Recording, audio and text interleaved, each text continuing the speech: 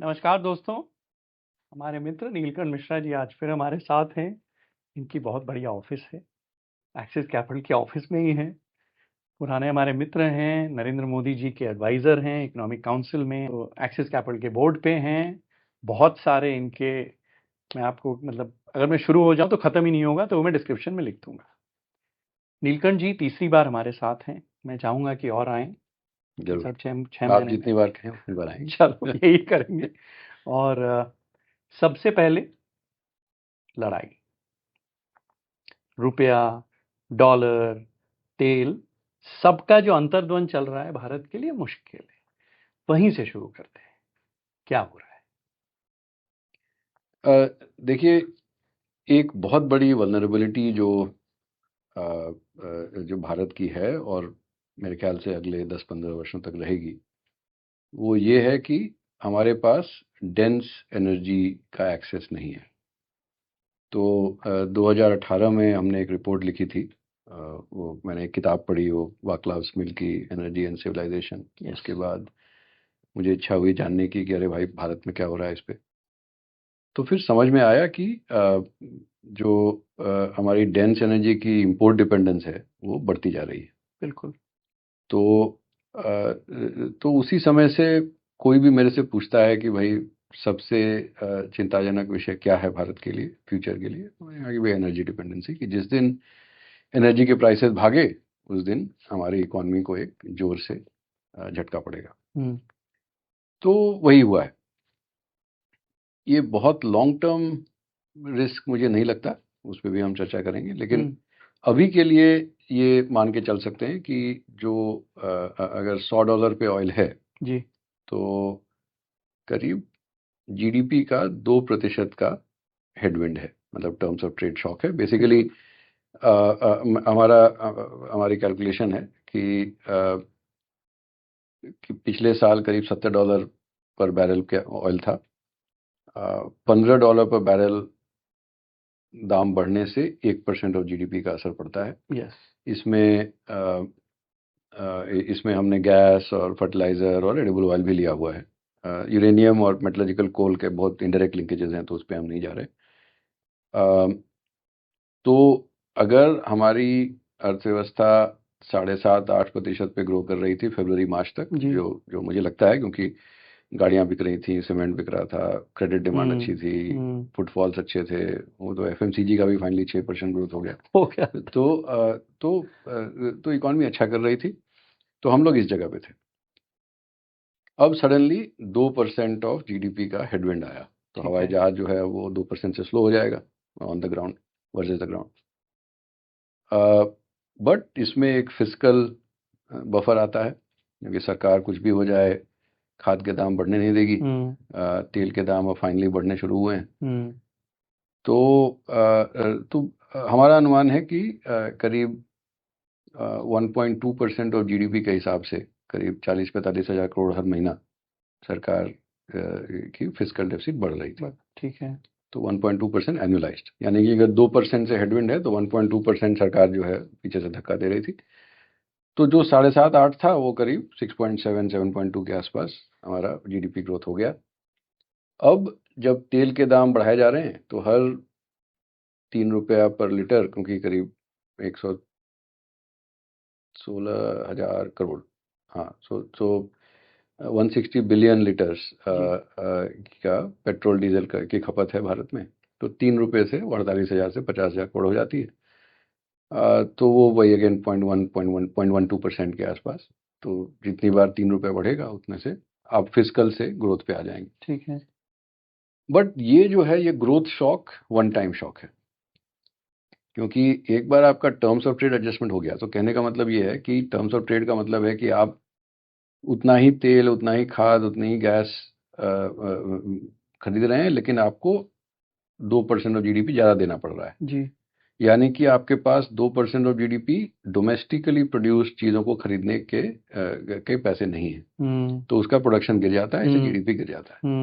लेकिन अगले वर्ष, क्योंकि आप अब उसके बेस पे आपको 7% ग्रो करना था, तो फिर वो 7% ग्रोथ पे आ जाएंगे। तो ये 1 साल का ग्रोथ हेडविंड है, इसलिए बहुत ज़्यादा चिंताजनक विषय नहीं है। और दूसरा, जैसा हम चर्चा करेंगे ही, कि अगर ये एक बार लड़ाई खत्म होती है, हाँ स्ट्रेट ऑफ हॉर्मस खुलता है, अगर तेल के दाम गिरने ही वाले हैं तो ये इस पे मैं ज़्यादा चिंता नहीं करता। बट ठीक है। लेकिन ये करेंसी पे जो प्रेशर है ये थोड़ा चिंताजनक है। वैसे अब आज तो मतलब 25 मई को अब तेल के दाम गिरे हैं, लग रहा है कि अब सच में स्ट्रेट ऑफ हॉर्मस खुल जाएगा तो शायद वो चिंता भी खत्म हो जाएगी। लेकिन अभी थोड़ा पैनिक दिख रहा है करेंसी मार्केट्स में। हम्म। और करेंसी में क्या होता है कि नियर टर्म में कोई एंकर नहीं होता, यानी कोई अर्निंग्स नहीं है, कोई बुक वैल्यू नहीं है, कोई कैश फ्लो नहीं है, तो क्या होता है कि जो सभी कह रहे हैं वही होता है। जी। और जो करेंसी ट्रेडर्स हैं उनका, क्योंकि पूरी मार्केट में ज़्यादातर वो 1 महीना 3 महीने के हेजेस वाले लोग होते हैं, तो करेंसी ट्रेडर जो है 1 महीना 3 महीने के आगे देखते ही नहीं। तो अगर ये भी हुआ है कि भाई 83 का 96 हो गया है बिल्कुल। तो इकॉनमी काफ़ी ज़बरदस्त एडजस्ट करेगी उस पर, इंपोर्ट महंगे हो गए, एक्सपोर्ट सस्ते हो गए। जो फॉरेन इन्वेस्टर्स हैं उनको भी अब ये डर खत्म हो जाना चाहिए कि भाई रुपया और गिरेगा। लेकिन होता उल्टा है कि जैसे करेंसी गिरती है लोगों को डर लगना शुरू होता है तो वो हेज करना शुरू करते हैं। तो डेटा में काफ़ी एविडेंस है कि अगर आप वो कहते हैं accrual basis balance of payment करें, यानी अ, कि जो ट्रेड गुड्स और एक्सपोर्ट्स का, गुड्स और सर्विसेज का इंपोर्ट एक्सपोर्ट हुआ या एफपीआई का पैसा आया, एफडीआई का पैसा आया, वो अगर आप मान लें कि जिस दिन उन्होंने अनाउंस किया उसी दिन पैसा आ गया, ठीक है। तो अक्टूबर 25 से मार्च 26 तक आपको करीब $24 बिलियन का शॉर्टफॉल होना चाहिए था। उसको बैलेंस ऑफ पेमेंट डेफिसिट बोलते हैं कि जी। $24 बिलियन का डिमांड ज़्यादा था और सप्लाई कम थी। लेकिन उसी अंतराल में आरबीआई को 70 बिलियन से ज़्यादा का इंटरवेंशन करना करना पड़ा। पड़ा था। तो ये क्यों हो रहा था? वो इसीलिए हो रहा था मेरे हिसाब से कि जो इंपोर्टर पहले हेज नहीं करते थे अब हेज करने लगे। हम्म। जो फॉरेन पोर्टफोलियो इन्वेस्टर, मैं कुछ दिन पहले सिंगापुर में था, वहाँ तो इंडिया को लेके ऐसी मंदी चल रही है कि मतलब जनता भीड़ में जाके हेज कर रही थी। तो अब जो हेज करता है वो इफेक्टिवली डॉलर डिमांड बढ़ाता है, उससे और प्रेशर बढ़ता है, उससे और करेंसी गिरती है, उससे तो ये भगदड़ मच गई है बेसिकली। अच्छा। तो ये भगदड़ या तो इस तरह रुक जाएगी कि जैसे ऑयल के दाम गिर गए तो शायद भगदड़ कम हो जाएगी और फिर तब वो समस्या ही नहीं है, फिर होता है रुपये में सडनली डिमांड सप्लाई उल्टा हो जाए। या अगर ये चलता रहता है, हम्म। मान लीजिए कि आज के बाद भी फिर झगड़ा होता है और ऑयल के दाम गिरते नहीं, हम्म। तो हो सकता है कि भारत को कुछ इमरजेंसी मेजर्स लेने पड़े, क्योंकि जब जब भगदड़ मचती है, जो क्राउड कंट्रोल करना पड़ता है, तो उसमें लॉजिक देके कि अरे रुपया अंडर वैल्यूड है, ये वो है, उससे नहीं चलता। बात नहीं बनती। वो जी। उसमें आपको दिखाना पड़ेगा कि हम स्ट्रांग हैं, कि भाई देखिए अगले 3 साल के लिए हमने 100-150 बिलियन डॉलर का इनफ्लो जमा लिया है, अब आके आपको शॉर्ट करना है तो हिम्मत दिखाइए।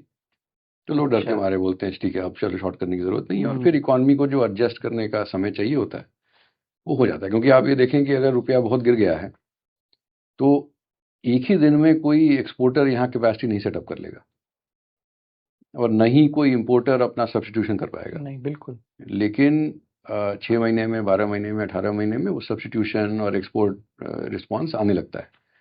तो एक बार जब इतना रुपया गिर गया है तो उसको थोड़ा एडजस्ट करने का समय देना चाहिए। तो वो करने के लिए हो सकता है कि थोड़े इमरजेंसी मेजर की ज़रूरत पड़े। बट देखिए अगर ये लड़ाई खत्म हो जाती है तो शायद उसकी भी ज़रूरत ना हो। तो ये जो, लेकिन आप जो लड़ाई खत्म करने की बात कर रहे हैं, लड़ाई के पहले ऑलमोस्ट ग्लट आ गया था ऑयल मार्केट्स में। 105 108 मिलियन की जरूरत है और 115 मिलियन की ऑलरेडी सप्लाई आनी शुरू हो गई थी। आपको क्या लगता है कि अगर लड़ाई खत्म होती है और ईरान का तेल भी बाजार में आना शुरू हो जाता है subject to sanction removal, what happens, क्या इक्वेशन बनता है? इसके पहले आप देखिए कि जो लड़ाई फाइनली यूएस और चाइना के बीच में है, जो आप जिसको ग्रैंड लड़ाई कहते हैं। ग्रैंड वाह। वॉर, वो जो महायुद्ध। महायुद्ध। तो और ये जो होता है ये 20 साल 40 साल वाह। तक लड़ाई होती है। हम्म। और ये इस लड़ाई ये लड़ाई अलग डायमेंशंस पे होती है, जैसे पॉलिटिकल कंटिन्यूटी, इकोनॉमिक मॉडल्स, कि मार्केट कैपिटलिज्म है कि सोशलिज्म विद चाइनीज कैरेक्टरिस्टिक्स, ये है कि मतलब इंटरनल सरकार बहुत पैसे फेंकती है, इंटरनल कंपटीशन करती है, फिर उसमें 2-3 नेशनल योद्धा चैंपियन। निकलते हैं और जी। वो बाहर जाके सभी मार्केट को जीत के आ जाते हैं। तो ये मॉडल चलेगा या यूएस का मॉडल चलेगा। बट एक और डायमेंशन होता है, वो एनर्जी का डायमेंशन होता है। तो इसमें एक बहुत ही सूटेबल एग्जांपल है कि जैसे जब चंगेज़ खान ने चाहा कि भाई सदर्न सोंग डायनेस्टी को हराएं, तो उनको तो बस लठ की लड़ाई, मतलब वो जाके बहुत स्ट्रेटेजिक थे और काफ़ी उन्होंने इकोनॉमिक इनोवेशंस किए, लेकिन जाके हराने की कोशिश की, नहीं हरा पाए। फिर उनके बेटे थे ओगदेई खान, तो ओगदेई खान ने भी कोशिश की, वो भी हार, वो भी नहीं नहीं हरा पाए। फाइनली उनके पोते कुबलई खान ने जी। फाइनली जाके सोंग डायनेस्टी को हराया। वो हराने के लिए उन्होंने ऐसे ऐसे तिकड़म लगाए कि पहले तो उन्होंने अडॉप्ट किया चाइनीज़ कल्चर, कस्टम्स, उनके लोगों को दिखाया कि भाई देखिए हम आपके बहुत बड़े दुश्मन नहीं हैं, बहुत रिस्पेक्ट करते हैं। अच्छा। दूसरा, और उस लड़ाई में वो हारे, लेकिन स्ट्रेटेजिकली उसका फ़ायदा हुआ। तो उन्होंने जापान, क्योंकि जापान से चाइना को सल्फर आता था जिससे वो एक्सप्लोजिव बनाते थे, तो उन्होंने पहले कहा कि पहले उस सप्लाई को रोकते हैं। तो तो जापान को अटैक करने गए, और उसमें बहुत फेमस कहानी है कि तूफान आया और उनके सभी जहाज डूब गए। तो जापानी अभी भी मानते हैं कि भगवान की वजह से हम बच गए, और इसलिए हमारा भगवान हमें पसंद करते हैं वगैरह वगैरह। बट उसके बाद क्या हुआ कि जापानियों ने कहा कि भाई देखिए आपने बहुत कोशिश की, 2 बार कोशिश की उन्होंने मारने की, हराने की। उन्होंने कहा चलिए आपकी बात मान लेते हैं, हम चाइना को नहीं नहीं सप्लाई देंगे। करेंगे। हाँ, ठीक है। मतलब तो उसके बाद तो ये आप समझ लें कि 30-40 साल मेहनत करने के बाद मंगोल लोगों ने सदर्न सोंग डायनेस्टी पे कब्जा किया। हम्म। तो एनर्जी सप्लाई इसी तरह का एक बहुत ही क्रिटिकल रिसोर्स है, जी। क्योंकि एनर्जी के बिना आप मैन्युफैक्चरिंग कॉस्ट कम नहीं कर सकते, मटेरियल कॉस्ट कम नहीं कर सकते, आप ट्रांसपोर्टेशन कॉस्ट कम नहीं कर सकते, और अब इंटेलिजेंस नहीं जनरेट कर सकते। बिल्कुल, क्या बात तो अब देखें कि एनर्जी मिक्स में अमेरिका के पास 72% अब ऑयल और गैस से आता है, है। और उनके ग्रिड्स में 40-50 साल से इन्वेस्टमेंट हुई नहीं है। और अमेरिका की अर्थव्यवस्था का रूल्स ही यही है कि जब तक दाम न बढ़े कोई इन्वेस्ट नहीं करता। तो पहले शॉर्टेज आएगी, दाम बढ़ेंगे, लोगों के पैसे दिखेंगे, फिर इन्वेस्टमेंट आएगा। जी। वहाँ सरकार नहीं डिसाइड करती कि ये करना है। यस। तो उसमें समय लगेगा। तो अभी तो अगर आपको डेटा सेंटर लगाना है, तो आप एक पुरानी एयरक्राफ्ट की टरबाइन लेके जो कर ही रहे हैं वो वो लोग। कर ही रहे हैं, और गैस से उसको चलाएं, उससे जी। बिजली बनाएं। मतलब कितने शहरों में अब बैन हो गया है डेटा सेंटर लगाना, क्योंकि बिजली के दाम बढ़ जाते हैं। तो उनके लिए एनर्जी सप्लाई का कॉस्ट कम करना बहुत ज़रूरी है, और वो गैस और ऑयल ही है उनके पास। जी। तो वो गैस और ऑयल के दाम कम रखेंगे। तो वो या तो वेनेजुएला हो, या ईरान हो, या अबू धाबी हो। तो लोग कहते हैं कि एडनॉक बोल रहा है कि हम 6 से 7 million barrel per day produce कर सकते हैं। अभी 3.5 कर रहे थे, स्ट्रेट ऑफ ओपेक से हॉर्मस बंद निकल हो गए इसीलिए गया, भी। इसलिए ओपेक से निकल गए। वो नोन कैपेसिटी उनकी शायद 4.5 से 4.7 है, लेकिन वो कह रहे हैं कि हम 6 से 7 कर सकते हैं। तो सोचिए, वो 3.5 पे थे, वो 7 पे चले गए। 7।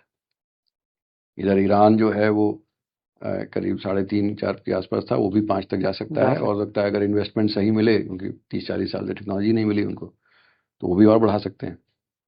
तो हमारी किस्मत ठीक रही तो तेल के दाम काफ़ी गिर सकते हैं। तो इसलिए ये स्ट्रेटेजिक प्रॉब्लम नहीं है, लेकिन नियर टर्म में हमें करेंसी को मैनेज करना होगा। ओके।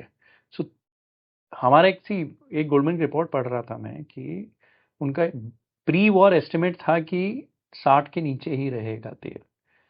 अगर 5 से 6 मिलियन और आ जाता है तो शायद 50 भी हो जाए, हम्म। जो भारत के लिए स्ट्रेटेजिकली लॉन्ग टर्म बहुत ही अच्छा है। तो आप कह रहे हैं कि ये 6-9 महीने की जो दिक्कत है या 3 महीने की दिक्कत है, ये हमें 3 झेलनी महीने की पड़ेगी। ज़्यादा की दिक्कत है, क्योंकि क्या हुआ है कि अभी बताइए। ऑयल को सपोर्ट करने के लिए, तो जैसे आपने देखा होगा शुरू में, और हमने भी यही कहा था हाँ। यस। कि 15 अप्रैल तक लड़ाई खत्म जी। नहीं हुई तो जी। बहुत कलह आ जाएगी, प्रलय आ जाएगी। लेकिन आई नहीं, क्योंकि चीन ने 3.5-4 million barrel per day inventory छोड़नी शुरू की। OECD और अमेरिका ने भी 3.5-4 मिलियन बैरल पर डे छोड़ना शुरू कर ठीक दिया। है।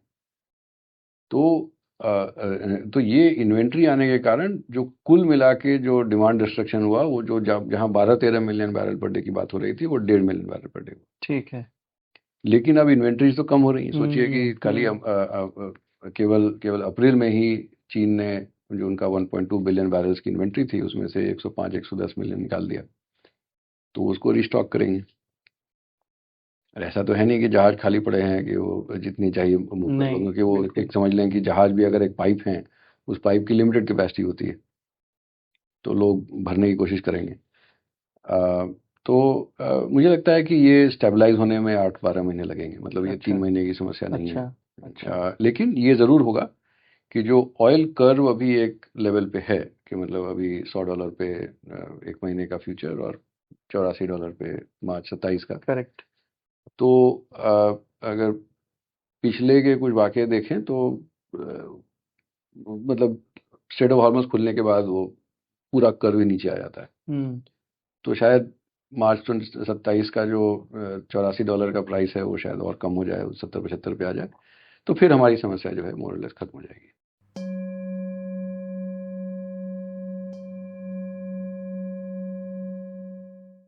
चलिए, अब आते हैं।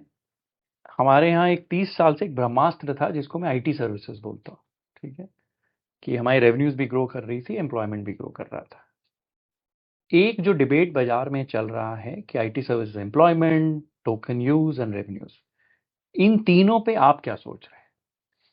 एक तो ये है कि ये बहुत ही फास्ट ग्रोइंग टेक्नोलॉजी है, तो जी। आप कुछ भी इस पे अब आप व्यूज़ मांग रहे हैं तो मैं व्यूज़ दूंगा, लेकिन ये व्यूज़ बदलते रहते हैं। जी। और एक जो भी कॉम्प्लेक्स चीज़ों पे, जिन भी कॉम्प्लेक्स चीज़ों पे अपना व्यू बनाना होता है, तो अपनी लिमिटेशंस को जानना भी बहुत ज़रूरी होता है। जैसे ऑयल प्राइस है, तो मैं चाह के भी ऑयल प्राइस को फोरकास्ट करने की कोशिश नहीं करता, मैं ऑयल फ्यूचर्स को देखता हूँ कि भैया जो भी है, गलत सही, ये अभी की यही है। कंसेंसस है। तो ठीक उसी है। तरह से एआई में भी हम सभी के एक्सपेक्टेशंस जो हैं वो चेंज होते रहे हैं। और जिस स्पीड से इन्वेस्टमेंट्स जा रही हैं इस फील्ड में, क्योंकि जो जो एआई का बूम अभी आया है 2 साल 3 साल से, और इसमें जो hundreds of billions of dollars of investment गए हैं, उसका इनोवेशन पे क्या असर पड़ेगा और एआई पे क्या असर पड़ेगा, वो किसी को पता नहीं है। बिल्कुल, बिल्कुल। जैसे अगर इन्फेरेंस के चिप्स, जैसे एआई के बहुत सारे स्टेप्स होते हैं, बट एक बड़े हैं कि एक ट्रेनिंग होता है, इन्फेरेंस होता है। अब अभी हो रहा है कि भाई ना, इन्फेरेंस के लिए कोई स्पेशलाइज्ड चिप्स जो हैं वो ज़्यादा ज़्यादा प्रोडक्टिव होंगे। उतने ही सिलिकॉन में आप बहुत कंप्यूट जनरेट कर सकते हैं, बहुत कम पावर कंज्यूम कर सकते हैं। तो उस तरह की एफिशिएंसी वाले चिप जो हैं 2028-29 में आएंगे, हो सकता है कि वो कंप्यूटेशनल कॉस्ट और गिर जाए। जी। तो बहुत सारी चीज़ें बदलेंगी। तो ये बहुत सारे कैवियाट्स हैं इसमें।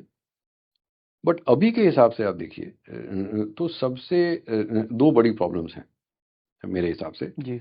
एक ये कि कुछ कंपनीज के बहुत प्रॉफिट बन रहा है, और कुछ लोगों का बहुत कैश लॉस हो रहा है। यस। तो आप देखें, Nvidia, Samsung, SK Hynix, Micron, TSMC, Broadcom, इन सब लोगों के आप फ्री कैश फ्लो ऐड कर लें, तो 800-900 बिलियन ऑलमोस्ट डॉलर एकदम 8 ट्रिलियन। यस। का फ्री सॉरी। कैश फ्लो हो रहा है। यस। यस। और दूसरी तरफ Anthropic, open AI, Google, Microsoft, Meta. Amazon, yes. ये सब लोग भर भर के केपेक्स कर रहे हैं, इनको। इनको पैसे दे रहे हैं। जी। वापस घूम के पैसे देने वाला कोई गेम ही नहीं है। हाँ। तो वो हर फंडिंग राउंड में ये लोग कुछ कुछ पैसे दे देते हैं उनको कि भाई तुम दुकान चलाते रहो।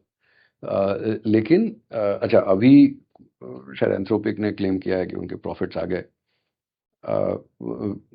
बट मेरे हिसाब से जिस लेवल पे ये कैश बर्न कर रहे हैं, जी। जिस तरह से इन्वेस्टमेंट कर रहे जी। हैं, और जो सेमीकंडक्टर शॉर्टेज की बात चल रही है, जिस कारण से इनके पैसे बन रहे हैं, कि जैसे मेमोरी के चिप्स ही नहीं बनेंगे फिर, या कि जीपीयू रेंटल रेट्स 100% से बढ़ गए हैं 6 महीने में, यानी कंप्यूट की शॉर्टेज है। अगर ओपन एआई सोरा को बंद कर देता है, जो उनका वो इमेज वीडियो बंद कर दिया वीडियो बंद कर दिया, बिल्कुल। क्योंकि एक तो खैर वो बहुत पीछे थे कटिंग एज से, और दूसरा कि उसका मोनेटाइजेशन का मॉडल नहीं था। तो भाई अगर आपके पास कंप्यूट की शॉर्टेज है, तो यहाँ पैसे बनेंगे वहाँ या लगाएंगे। पैसे वहाँ वहाँ डालो पैसे भाई। तो ऑलरेडी कंप्यूट का रैशनलाइजेशन हो रहा है। जी।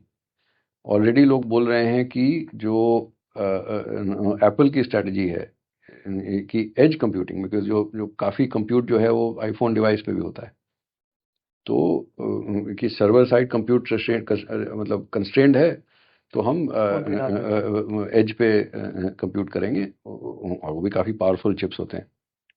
तो जब ये हालत है, तो वो $200 पर मंथ जो रेट है उसका, वो गिरने नहीं वाला कुछ दिन। अच्छा। ठीक है, तो जो हम अज्यूम करते हैं कि भाई जो टेक में होता है कि भाई जो आज 500 है तो 2 साल बाद 200 होगा, फिर उसके बाद 50 हो 50 ही जाएगा, हो जाएगा। वो अभी 2-3 साल तक होता नहीं दिख रहा। तो ओके। ये एक बड़ा ऑब्जर्वेशन है। ठीक है। बट इसमें वही डिस्क्लेमर है कि 3-4 साल बाद हो सकता है कि ऐसे इनोवेशंस आ जाएं कि वो एल्गोरिदमिक ऐसे आ जाएं कि वो एफिशिएंसी के कारण और गिरना शुरू हो। दैट्स अ मैं डिस्क्लेमर। एक ही यहाँ इंटरजेक्ट करूंगा, नीलकंठ जी से मैं ये सवाल इसलिए भी कर रहा हूँ कि ये वो सेक्टर्स कवर कर चुके हैं, ताइवान चाइना वगैरह रह भी चुके हैं, तो इसलिए इनको सेमीकंडक्टर्स का ज्ञान बहुत अच्छा है। वेल बहुत अच्छा तो पता आप तो नहीं, कवर बट करते थे ना मुझसे, हमें तो याद है, हम तो मिलते थे उस नहीं, जमाने आई में। No I know. नहीं नहीं, बट अब मैं भी काफ़ी पैशन से ट्रैक करता जी। हूँ, मुझे काफ़ी जी। बहुत मज़ेदार सेक्टर है। और दूसरा तो ये है अभी, आप ये देखें कि बहुत जगह पे अब टोकन ओवर यूज की प्रॉब्लम्स आ रही हैं, हाँ। कि लोगों का अप्रैल में ही बजट एग्जॉस्ट हो गया। लोगों ने कहा कि भाई बहुत एआई स्लॉप जनरेट हो रहा है, क्योंकि अब आसानी से डेवलप होगा। पहले क्या होता था कि जैसे मान लीजिए आपको सॉफ्टवेयर डेवलप करना है, अब बहुत खर्चा लगता था, क्योंकि अब लोग हैं वो कोड लिखेंगे। अब तो उसके पहले ही पूरा, अरे इतना समय लगेगा, इतना हम्म। खर्चा होगा, इसका क्या फायदा होगा, नुकसान हम्म। होगा। अभी क्या है, इच्छा हुई, बटन दबाया, कोड बन जनरेट हो गया, गया। बिल्कुल। अब हो क्या रहा है कि अब वो प्रोडक्शन में जा रहा है और लोगों को लग रहा है अरे बड़ा नालायक टाइप का कोड है ये तो, क्योंकि जो एफिशिएंसी होती थी वो है ही नहीं इसमें। नहीं, बिल्कुल।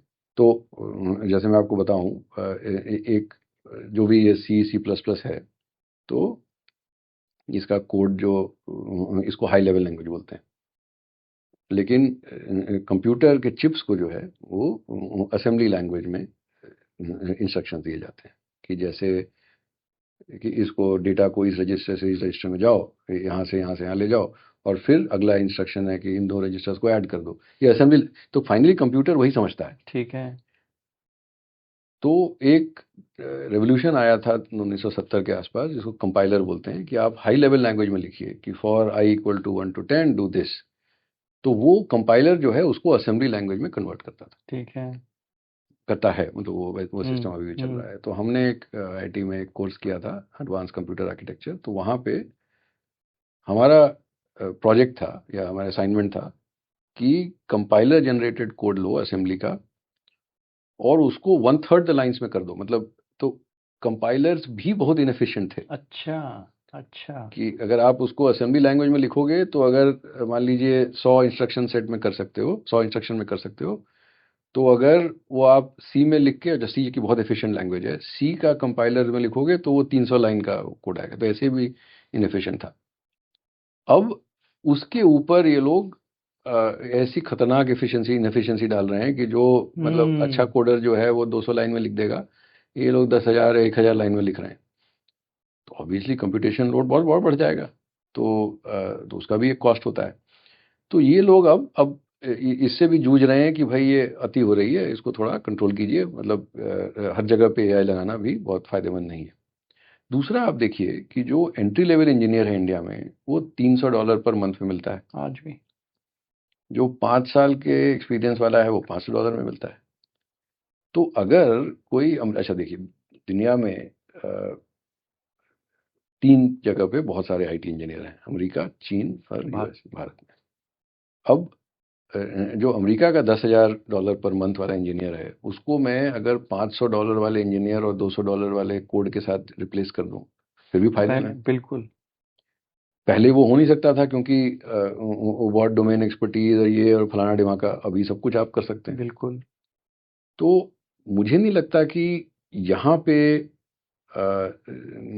स्पेशली जो सर्विसेज इंडस्ट्री है, जी कि देखिए प्रोडक्ट इंडस्ट्री में हेडकाउंट जो है हर जगह कम होगा, वो तो जायज़ भी है। जायज़ भी है क्योंकि उनका वो कोर कॉस्ट है। अगर आप सॉफ्टवेयर हम्म कंपनी हैं हम्म तो ऐसे ही लोग सवाल उठा रहे हैं कि आप सरवाइव कर पाएंगे कि नहीं। हम्म, अब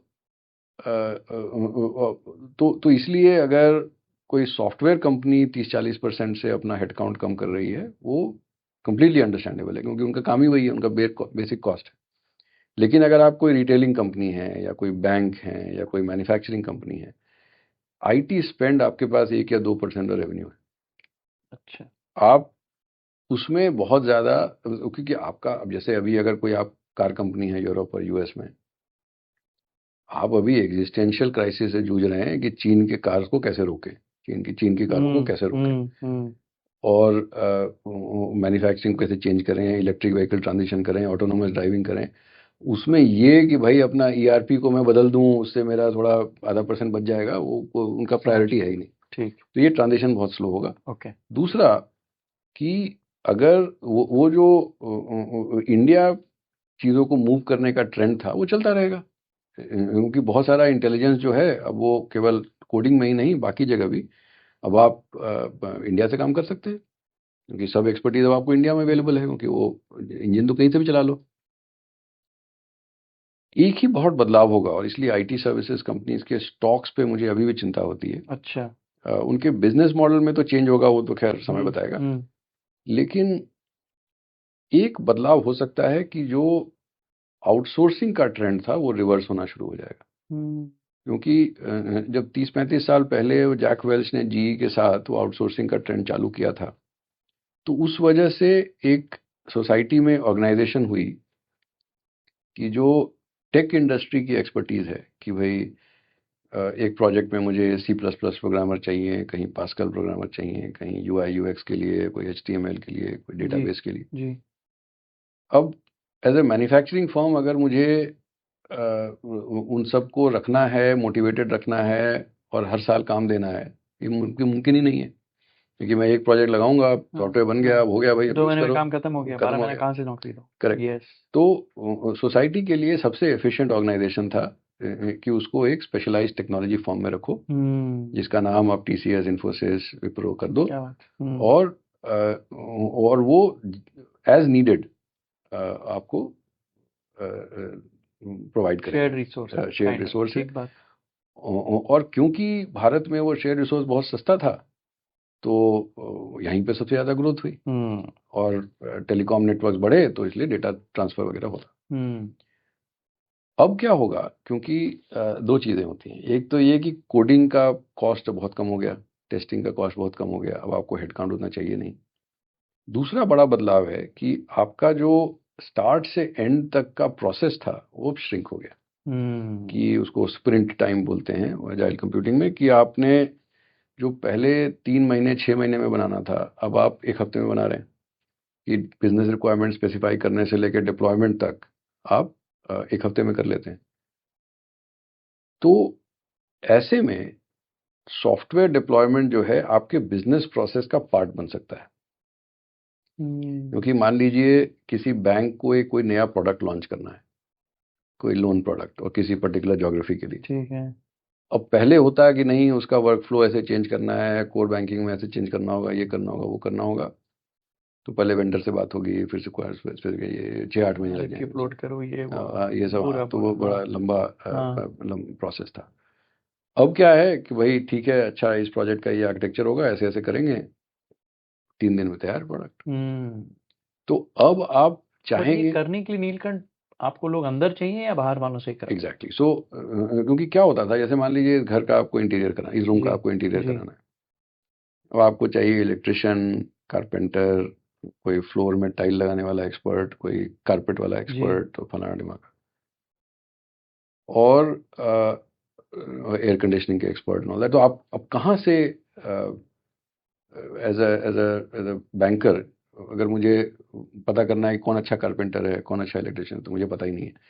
तो मैं वो इंटीरियर डिजाइनर को बोलूंगा, यार देखो ऐसा करो, अग्री कर लेते हैं, डिज़ाइन कैसा है, यहाँ दरवाज़ा, यहाँ खिड़की, और तुम बना के दो, और अच्छा पैसे ले लो। तो वही अच्छा सॉफ्टवेयर में भी होता था कि अब ये सिस्टम बनाने के लिए मुझे ओरेकल भी चाहिए, मुझे सी प्लस प्लस भी चाहिए, मुझे HTML चाहिए, मुझे जावास्क्रिप्ट चाहिए और जो भी चाहिए।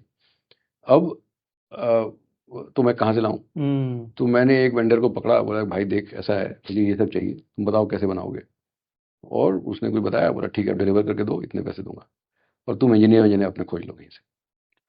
अब क्या है कि अगर मान लीजिए ऐसा हो कि बस मैं डिज़ाइन करूं और ये बन के आ जाए, तो मैं क्यों आउटसोर्स करूं? और मैं चाहूं तो हर दिन बदल सकता हूं। तो अब मैं इनसोर्स करने की कोशिश करूंगा कि भाई इसमें, because now the cutting edge is business requirement, क्योंकि अब मैं और जल्दी जल्दी अपने बिजनेस रिक्वायरमेंट्स को सॉफ्टवेयर में बदल सकता हूँ। ट्रू।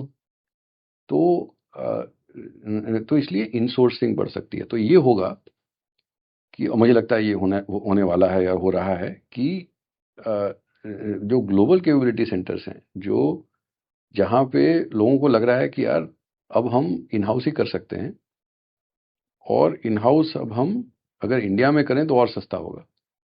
अच्छा तो आप देखेंगे कि सर्विसेज एक्सपोर्ट्स बहुत स्लो नहीं हो रहे हैं। अगर IT सर्विसेज कंपनीज के एक्सपोर्ट थोड़े स्लो हुए हैं, लेकिन पूरा इंडिया से सर्विसेज एक्सपोर्ट स्लो नहीं हो रहा है, क्योंकि तो ये बढ़ रहा है और ये कम हो रहा है। अच्छा करेक्ट। जी सी ओके। तो क्या होता है कि इफेक्टिवली आउटसोर्सिंग का ट्रेंड थोड़ा रिवर्स हो रहा है।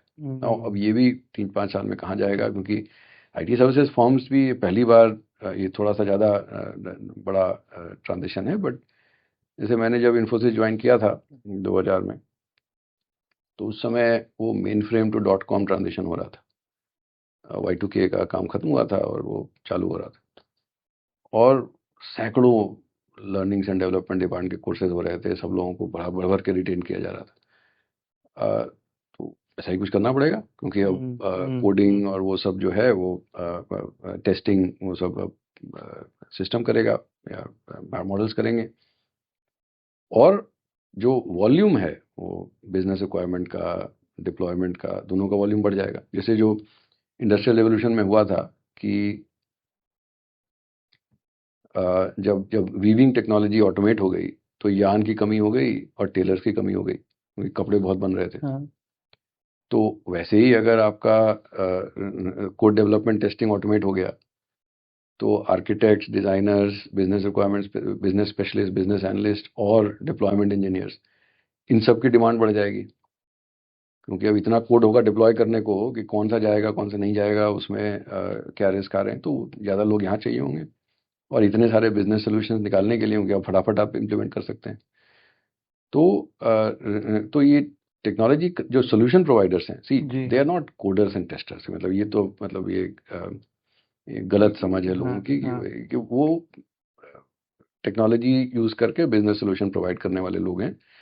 हो सकता है उनको कंसल्टेंट, बिजनेस कंसल्टेंट हायर करने पड़े हैं, या लोगों को रिट्रेन करना पड़े कि भाई आप डोमेन एक्सपर्ट बन जाइए, या आप डिप्लॉयमेंट एक्सपर्ट बन जाइए, या डेटा स्पेशलिस्ट बन जाइए, कुछ कुछ मतलब आपको रिट्रेन करना पड़ेगा। अब वो रिट्रेनिंग जो है वो 3 से 5 साल चलेगी।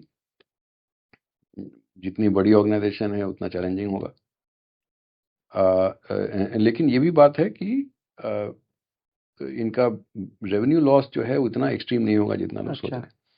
लेकिन एक चीज जरूर रहेगी, बिकॉज ऑफ दिस अनसर्टेनिटी, कि कौन सी फर्म कितनी जल्दी अपने आप को रिपर्पस कर पाएगी, कितने आप को रिट्रेन कर पाएगी।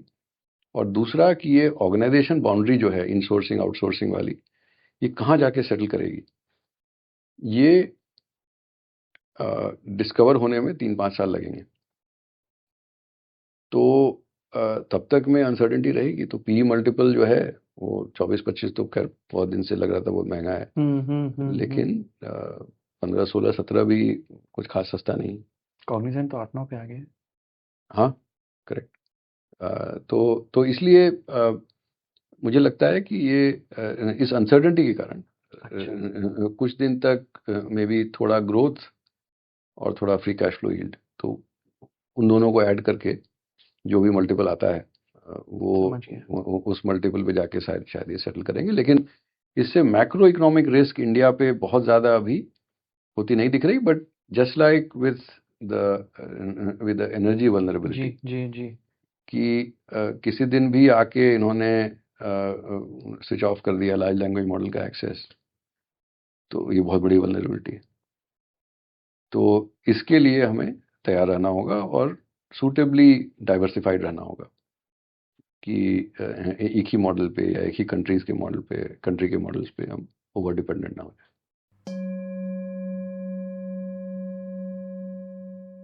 अच्छा, अब चाइना की आप काफ़ी बात कर रहे हैं।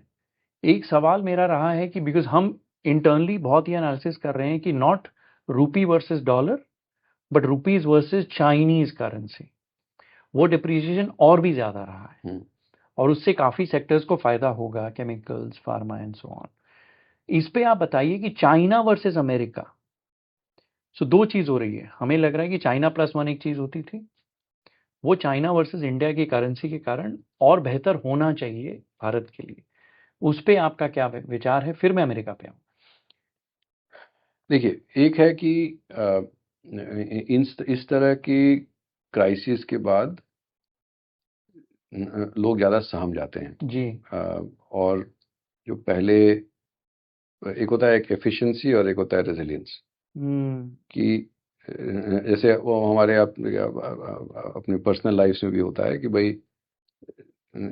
एक ये कि आप अपने आप को मैक्स आउट कर रहे हैं, ये और काम कर लेते हैं और पैसे कमा लेते हैं, और दूसरा होता है कि भाई इतना किया तो 2 ही साल में तबीयत खराब हो जाएगी, उसके बाद फिर तो रेजिलियंस होता है कि भाई थोड़ा कुछ दिन सर्वाइव कर लें, उसके बाद देखा जाएगा। तो वैसे ही सप्लाई चेन्स में भी जो कोविड के समय पहला शॉक लगा था, अभी इस लड़ाई के कारण दूसरा लगा है। तो अगर अभी भी कोई अपना 70-80% मैन्युफैक्चरिंग जो है अपनी चाइना में करा रहा था और अब वहीं पे रहे, तो भी उनकी बेवकूफ़ी है। क्योंकि अगर ये इस तरह की लड़ाई अब चालू हो गई है, वेनेजुएला में हुई, ईरान में हुई, अब कहीं और भी हो सकती है, तो वो जो नीडल मूव हो रही थी एफिशिएंसी से रेजिलियंस की तरफ, वो और थोड़ा रेजिलियंस की तरफ ड्रिफ्ट करेगी। अच्छा। तो वो आर्गुमेंट कि भाई चीन बड़ा एफिशिएंट है जी, अरे बड़े सस्ते में बना देता है, बड़ी जल्दी बना देता है, वो ठीक है, अच्छी बात है, बट सब कुछ चीन में बनवाओगे तो बहुत फंसोगे। तो दूसरी जगह बनाना है। तो ये आई थिंक मेरे हिसाब से एक और मोमेंटम मिलेगा, एक और जोर मिलेगा इसको। बट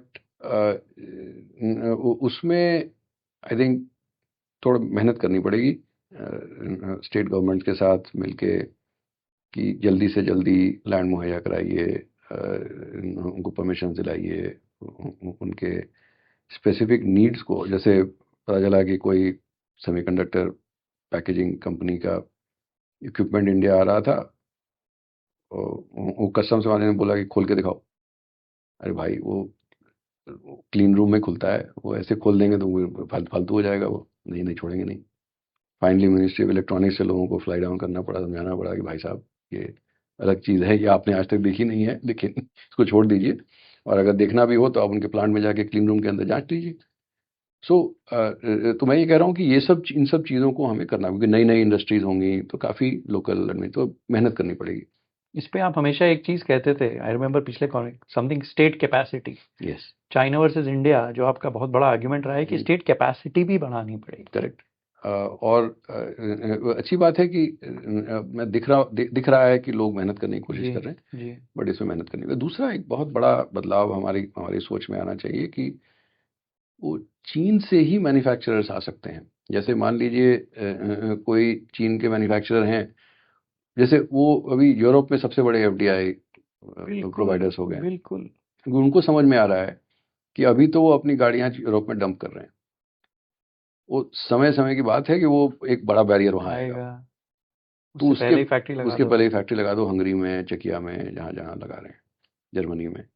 तो हम क्यों ना लगवाएं? इनफैक्ट पिछले वार्तालाप में मैंने आपसे पूछा भी था, बचपन में हम कहते थे ना हिंदी चीनी भाई हमारे आ गया है कि भाई तो खैर शायद ना हो पाए, लेकिन इन्वेस्ट तो करवाएं। हाँ, क्योंकि एक चीज है कि जो डिप्लोमेसी में कहते हैं एब्सेंस ऑफ बाइनरीज, कि अब ये किंडरगार्टन की रिलेशनशिप तो है नहीं, या तो दोस्त या दुश्मन। वही कहीं लड़ाई भी हो रही होगी, कहीं काम भी साथ में कर लेते हैं। तो आपने जापान का बहुत अच्छा एग्जांपल दिया। एग्जैक्टली। तो ये मेरे ख्याल से इस पे अब थोड़ा प्रोग्रेस हो रहा है, तो ये भी एक फायदेमंद है।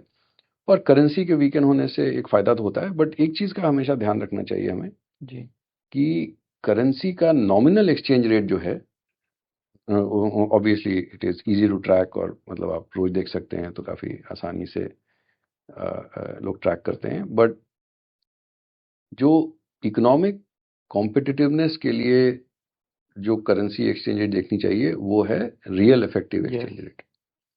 क्योंकि जैसे कोई मेरे से पूछता है भाई रुपया कैसा लगता है, मुझे पता है कि वो यूएसडी आईएनआर के बारे में बोल रहा है, बट यूएसडी आईएनआर एक क्रॉस है। जैसे मैंने कहा कि भाई सीएनवाई आईएनआर अलग क्रॉस है। तो आप जब किसी कंट्री के सभी ट्रेडिंग पार्टनर्स के साथ जो ट्रेड का शेयर है उससे वेट करके करेंसी एक्सचेंज रेट लेते हैं तो उसको नॉमिनल इफेक्टिव एक्सचेंज रेट बोलते हैं, नियर। जी। लेकिन होता क्या है, अब जैसे चीन का देखिए, चीन का कंज्यूमर प्राइस इंडेक्स 5 साल से फ्लैट है, 6 साल से फ्लैट है एक्चुअली अब तो।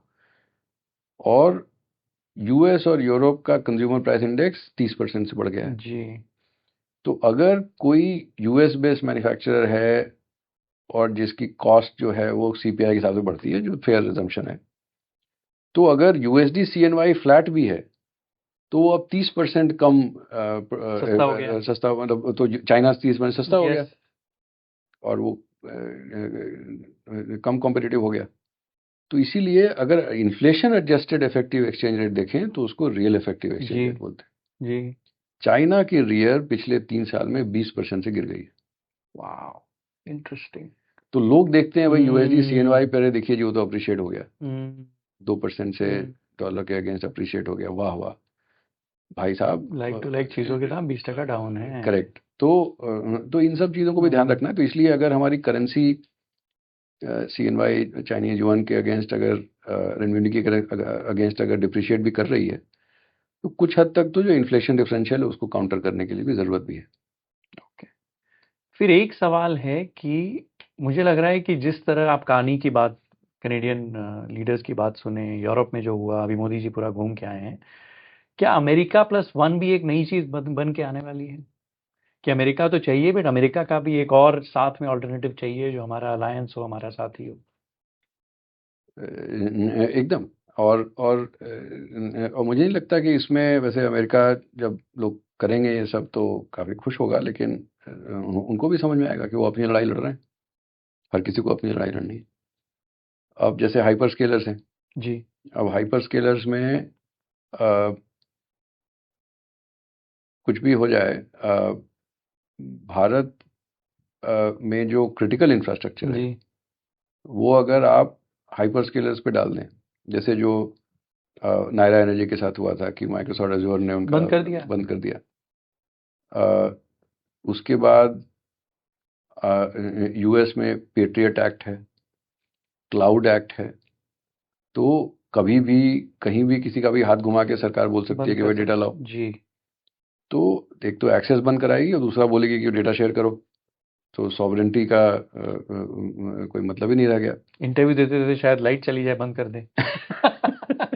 जो भी तो हुआ। हाँ, टाइमिंग।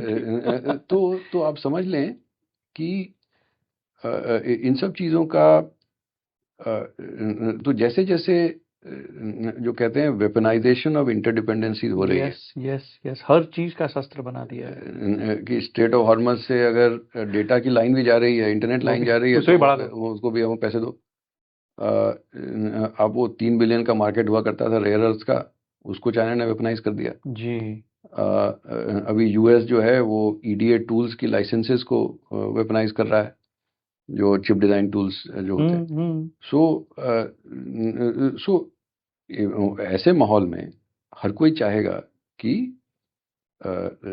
एक सर्टेन लेवल ऑफ रेजिलियंस बनाने के लिए कि कहीं भी किसी भी कंट्री पे ओवरली डिपेंडेंट मत ना रहे। तो अगर आप भारत की तरफ से सोचें तो हमें विकसित भारत तक पहुंचने के लिए 4 चीज़ों की ज़रूरत है। बहुत सारी एनर्जी चाहिए, ऊर्जा तो चाहिए। ऊर्जा चाहिए। दूसरा बहुत कैपिटल चाहिए, क्योंकि वो current account deficit effectively savings investment gap है। तो आपको सेविंग्स इन्वेस्टमेंट गैप को भरने के लिए कैपिटल चाहिए।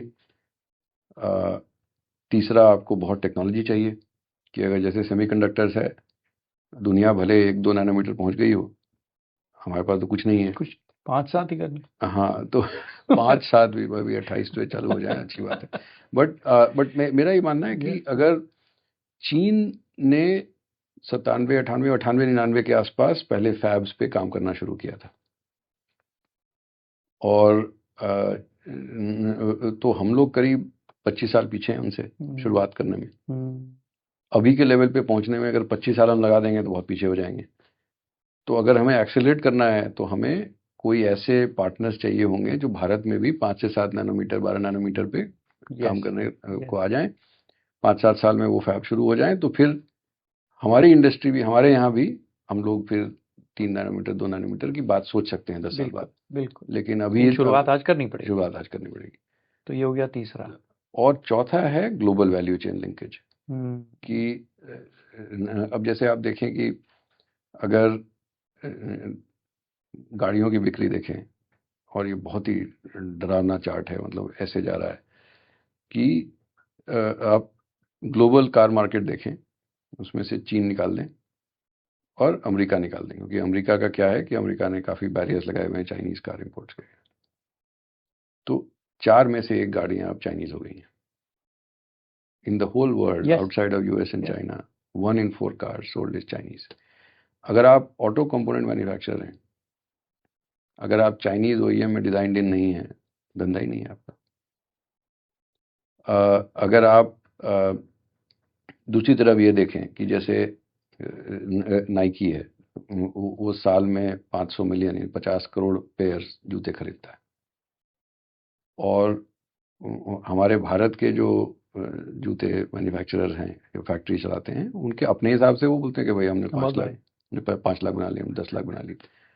भाई साहब उसमें वो नाइकी के लिए वो छोटा है, कुछ भी नहीं। बिल्कुल बिल्कुल। तो अगर आपको जूते मैन्युफैक्चरिंग करने हैं और आपको नाइकी के वैल्यू चेन में घुसना है, तो आपको कम से कम 50 लाख 1 करोड़ वाले कम से कम, क्योंकि उसको अगर 50 करोड़ चाहिए, आप 1 करोड़ भी नहीं बनाओगे तो फिर आप क्यों खरीदेगा आपसे।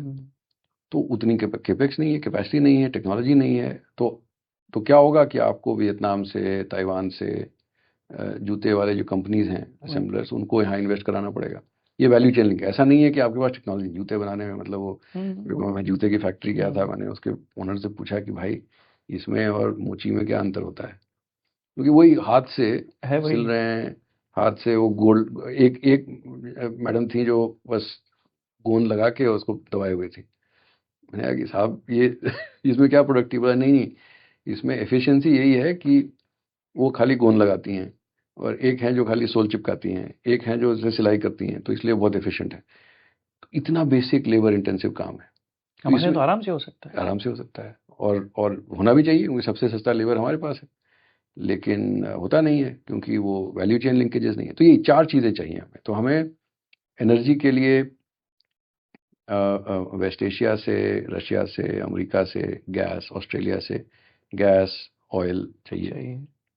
कैपिटल अगेन वेस्ट एशिया के पास काफ़ी है, कनाडा, ऑस्ट्रेलिया के पेंशन फंड्स, उनके पास काफ़ी पैसे हैं।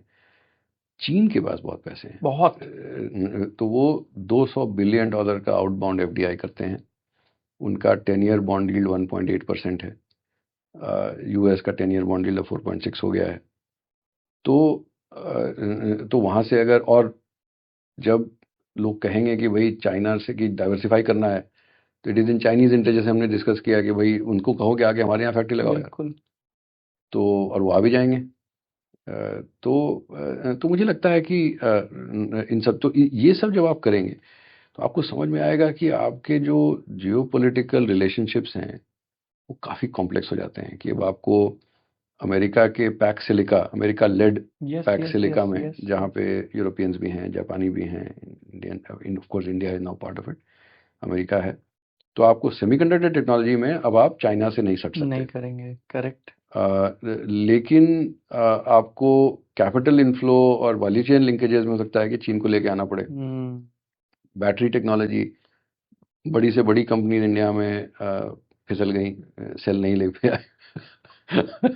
तो अब ठीक है, शुरुआत कहीं से होती है, तो गुड लेसन लर्न, तो अब R&D करना पड़ेगा। लेकिन तो आपको टेक्नोलॉजी कैपेबिलिटी सब लेके आनी पड़ेगी। तो इसलिए मुझे लगता है कि जियोपॉलिटिकल रिलेशनशिप में जो मल्टी अलाइंड फ्रेमवर्क अभी डेवलप हो रहा है, ये पूरी दुनिया करेगी, केवल हम ही नहीं कर रहे। नीलकंठ जी, धन्यवाद। नहीं, एज यूजुअल बहुत मजा बहुत आया। कुछ सीखने मिला, बहुत अच्छा वार्तालाप रहा। हर क्वार्टर में कोशिश करूंगा कि अब आपसे मिलके आपके ऑफिस में बैठूं और चाय भी पियेंगे। थैंक यू काफी so much. Thank you for having. माता पिता को गिरने से बचाए, आइडल वो साथी मदद पहुंचाए। प्यार है तो उनको बताओ, आइडल की सुरक्षा